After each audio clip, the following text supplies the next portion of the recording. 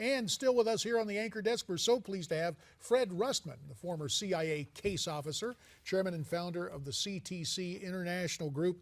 Fred, let's continue the discussion. Are we about to become paralyzed, or have we been paralyzed by political correctness in terms of drawing the distinctions between Islam and Islamism? Absolutely, we have. It took the president how long to say, yes, it was a terrorist act that occurred in France, and he still hasn't identified it as Islamic terrorism. Now, terrorism is a tactic. It could be used by anybody, by any country. But we're at war now with Islamic terrorism. Islamic terrorism. Identify it for what it is. If we can't identify it, we can't defeat it.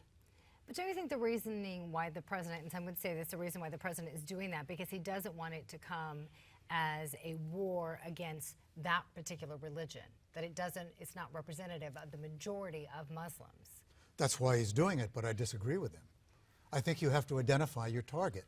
We are at war with Islamic terrorism. And so therefore, the whole Islamic community either is with us or against us, against these extremists. And we need their cooperation. And we have to make it hard for them not to cooperate for us.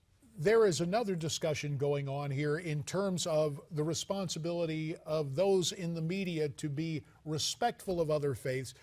Should media organizations not print things considered blasphemous to Islam or other faiths? Well, we have the First Amendment. That North Korean movie it's a stupid movie, but it offended North Korea. Okay, so what has happened? The repercussions of that has been worse for North Korea because that movie is a blockbuster now. The same thing can happen with the Islamic community. Okay, for example, one of those cops that was shot, the one that they show the blob there, yeah. That cop was Islamic. He was a Muslim.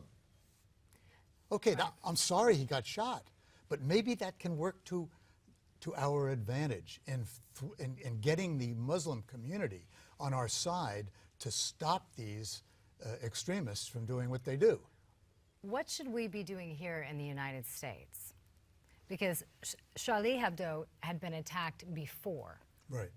And we've been talking about beheadings for months now, happening all over the world, from journalists that are getting killed for expressing or just, freedom of the press. So what should the media be doing here to protect themselves?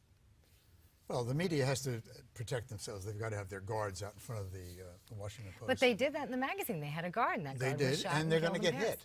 And they're going to get hit. But there is a First Amendment here, and regardless of whether these cartoons are offensive or not, we have a right. The publications have a right to print them, and for us to mollycoddle the Islamists in this way, I think is offensive to me, quite frankly.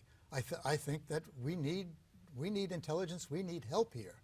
And Fred, again, a minute remains in terms of what happens in the United States. It wouldn't be conducted by the CIA, but by the FBI and other law enforcement agencies. There should be surveillance of American mosques.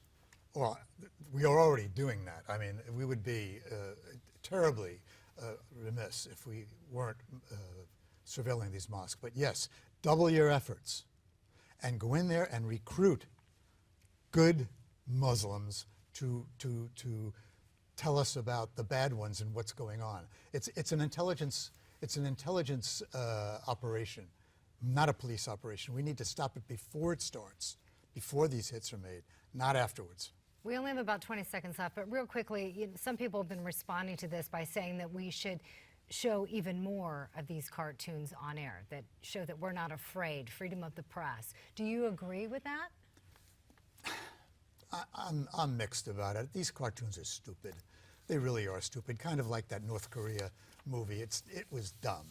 But I wouldn't not do it because I'm afraid of the repercussions from the Islamic community. No, I wouldn't not do it for that reason.